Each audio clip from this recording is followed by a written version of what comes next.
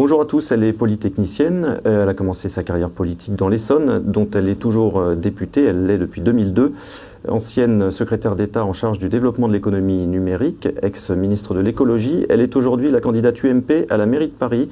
Bonjour Nathalie Kosciusko-Morizet. Bonjour. La grogne sur la réforme des rythmes scolaires semble prendre de l'ampleur. Une réunion est prévue ce matin à l'Élysée à ce sujet. Qu'attendez-vous du gouvernement ?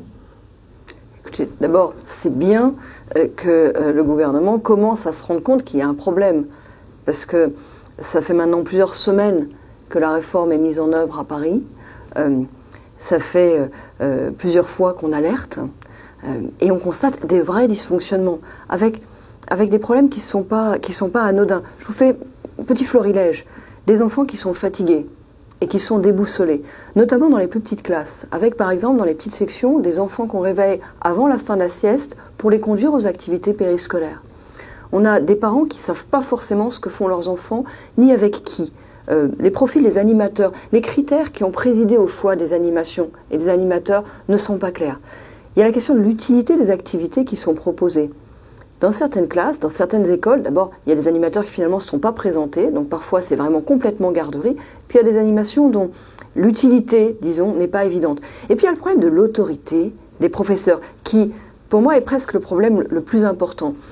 On crée énormément de confusion dans la tête des enfants. On met aux heures ordinairement scolaires, dans la classe, à la place de l'enseignant, un animateur qui n'a pas forcément toutes les compétences au niveau, et surtout qui ne s'inscrit pas forcément dans la pédagogie de l'enseignant. Alors on a besoin de conforter les enseignants dans leur autorité. En fait, on abîme leur autorité, on leur envoie un signal de négligence, voire de mépris. Ce que vous didites aujourd'hui, c'est que cette réforme a été précipitée, mal préparée, et vous demandez que le gouvernement lève le pied face à un premier bilan, revienne sur certaines choses. Tout le monde était d'accord pour dire que les rythmes scolaires nécessitaient un réaménagement. Semaine très chargée. Mais là, ce qu'ils ont fait, en fait, c'est qu'ils ont encore alourdi la semaine. Les enfants y vont autant que d'habitude dans la semaine et ils y retournent le mercredi matin. Et pourquoi ils ont fait ça ? Parce que Vincent Peillon, on a l'impression, voulait avoir le plus vite possible sa réforme. D'ailleurs, et il l'a fait de manière assez maladroite. Dès qu'il a été nommé ministre, il avait annoncé, voilà, je fais une grande réforme des rythmes scolaires. C'était son truc, c'était son sujet. Il en a fait une affaire personnelle. Et bien, quand on fait une affaire personnelle d'un sujet qui concerne tout le monde, et d'abord les enfants, quand on fait une affaire politique d'un sujet qui ne devrait pas être politique. Enfin, écoutez, le calendrier scolaire, ça ne devrait pas être politique. À la sortie de l'école, il n'y a pas un parent de droite ou un parent de gauche qui viennent chercher leurs enfants. Il y a des parents qui veulent qu'ils réussissent le mieux dans l'école de la République. Quand on fait ça, donc, c'est un échec. Et je trouve qu'il a pris de gros risques. Et qu'ils prennent de gros risques pour lui, ça le regarde, mais qu'ils prennent de gros risques pour l'équilibre de l'école et l'équilibre des enfants, là, je ne suis pas d'accord. J'ajoute qu'il y a des villes qui ont voulu être les meilleurs élèves de cette catastrophe. Par exemple, Paris. Et c'est le cas de Paris. Pour des raisons politiciennes. Bah oui, si vous voulez, la municipalité socialiste, Madame Hidalgo, ont voulu être les meilleurs élèves d'un truc qui était pas prêt. Et donc, ils y sont allés à marche forcée, avec des animateurs pas formés, choisis à la va-vite, et aujourd'hui, un résultat qui est qu'il y a beaucoup d'enfants désorientés, de parents inquiets, et des écoles, certaines, dans lesquelles ça se passe vraiment mal. Il y a des écoles dans lesquelles ça se passe bien, mais si vous voulez, on ne peut pas fonctionner en se disant, ça se passe bien ici. Si ça se passe mal là, dans un sujet aussi important. Si vous êtes élu maire de Paris dans 6 mois, que ferez-vous sur ce dossier ? D'abord, moi je demande clairement au gouvernement de reprendre sa réforme, de remettre l'ouvrage sur le métier, de retravailler. Et je vois qu'il commence à bouger puisque une réunion a été convoquée à l'Élysée. Mais si le gouvernement ne prenait pas ses responsabilités, de toute façon, moi, si je suis élu maire de Paris, je prendrai les miennes au niveau local. Et je propose 3 choses qu'on peut faire sans attendre que le gouvernement change la loi s'il ne veut pas la changer. D'abord, la transparence sur les critères qui ont présidé au choix des animations et les profils des animateurs. Moi, quand j'emmène mes enfants à l'école le matin, je les confie à un enseignant d'éducation nationale. Il a passé un concours, il est dans une équipe, il y a une inspection.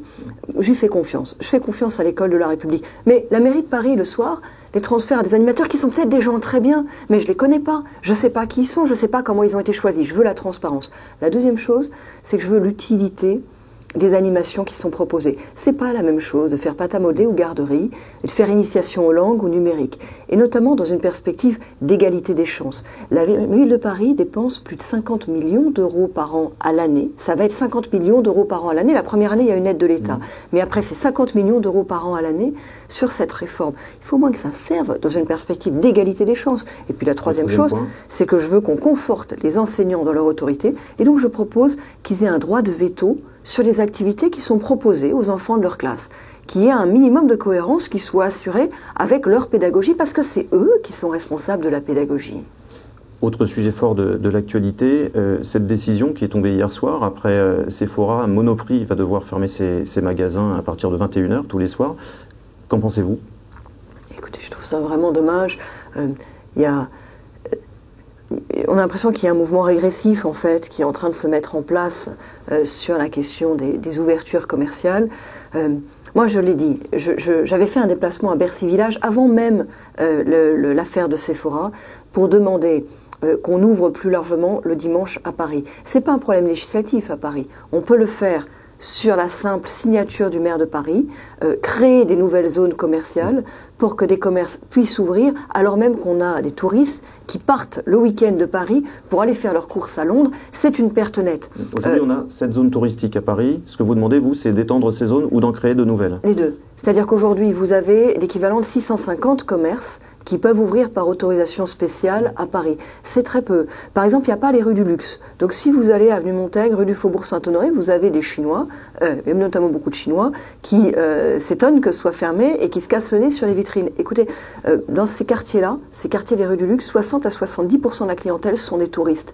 Donc c'est pas des gens qui achèteront en semaine plutôt que d'acheter le week-end, c'est des gens qui partent à Londres pour acheter à Londres. C'est comme ça que ça se passe. C'est la perte nette. Il faut ouvrir plus largement dans ces endroits-là, et puis il faut créer des nouvelles zones dans les endroits où ça a du sens. Les grands magasins, les grands boulevards, Bercy Village, le Palais des Congrès avec le centre commercial sous le Palais des Congrès. Je propose en fait qu'on passe de 650 boutiques sur dérogation à 10 000 et de la ville, la Chambre de commerce et d'industrie. Dans Paris intramuros. Oui, et on peut créer du jour au lendemain plus de 10 000 emplois, parce que c'est plus de 10 000 emplois tout ça. Ce genre de décision, ça ne relève que du maire de Paris? Que du maire de Paris, strictement. Et dans certains cas, il le promet depuis des années. Par exemple, à Bercy Village, leur dossier est prêt depuis des années. Les salariés le demandent.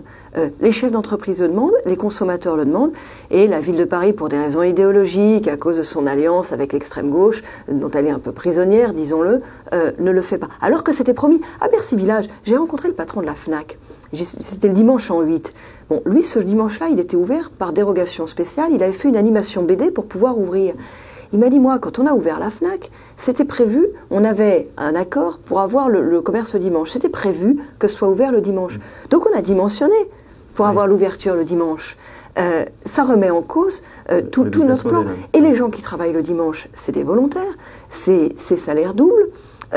C'est par exemple des étudiants qui ont besoin de travailler pour payer leurs études. Ils préfèrent pas travailler le dimanche salaire double, plutôt que travailler la semaine avec des horaires décalés qui vont être compliqués avec leurs cours. Bah si. Donc on a retenu une proposition de 10 000 magasins ouverts le dimanche. Pour être très précise, ce que disent les présidents des comités des rues du luxe, donc Saint-Honoré, avenue Montaigne, c'est que chez eux, rien que chez eux, l'ouverture, c'est 5 000 emplois. Parce que c'est 30% de chiffre d'affaires en plus. Et moi, avec les zones commerciales que je rajoute, d'après les travaux qui ont été menés par la Chambre de commerce et d'industrie, c'est pas au doigt mouillé, hein, c'est pas en l'air, c'est au moins 5 000 de plus, donc ça fait 10 000 emplois en plus. On est en crise, écoutez. On ne peut pas, pour des raisons idéologiques, balayer ça d'un revers de la main, comme le fait la gauche, comme le fait la municipalité sortante, comme le fait Madame Hidalgo. Merci beaucoup, Nathalie Kosciusko-Morizet. À bientôt.